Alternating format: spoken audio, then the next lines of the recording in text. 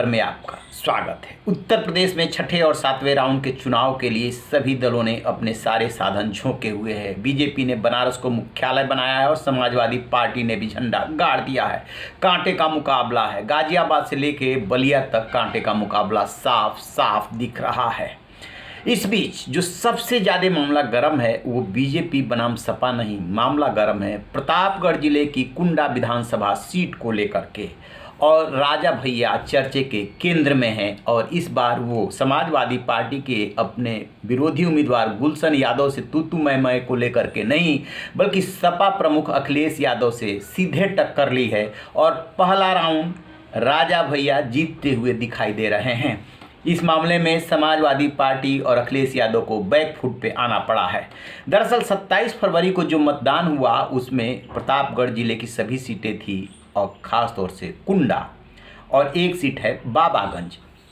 इन दोनों सीटों पे फर्जी मतदान को लेकर के समाजवादी पार्टी अखिलेश यादव ने अपने ट्विटर हैंडल से बहुत ज़्यादा ट्वीट किए थे।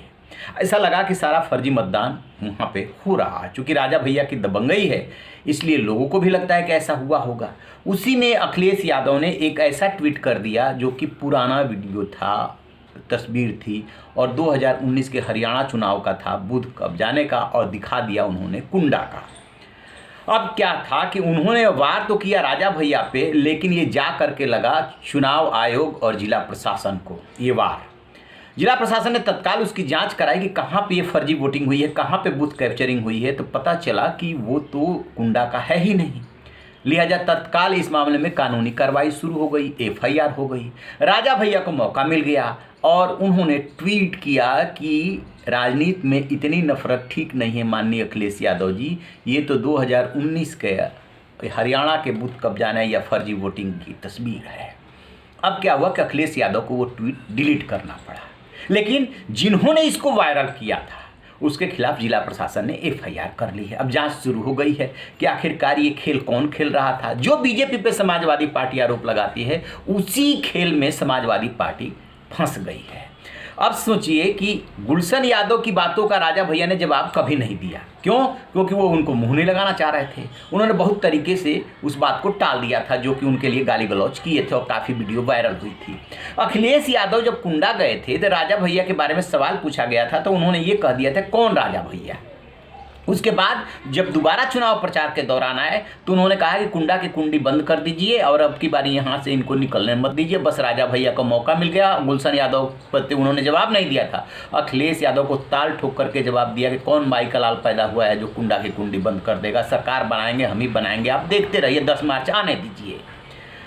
यहाँ तक बात हुई। अब इसके जड़ में जाइए कि आखिरकार अखिलेश यादव ने ये बोला था कि ये बीजेपी जीते या सपा जीते हर सरकार में जाके मंत्री बन जाते हैं, तो उनके साथ भी मंत्री रहे, मुलायम सिंह यादव के साथ भी रहे। तो ये चक्कर क्या है, क्यों राजा भैया से अखिलेश यादव की अदावत हो गई?